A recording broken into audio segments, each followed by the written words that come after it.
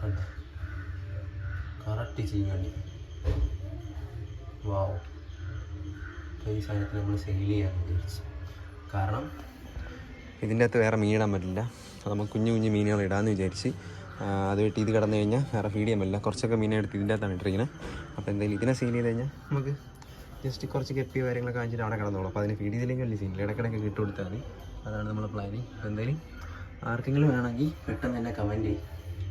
കണ്ടോ സാധനം കണ്ടോ.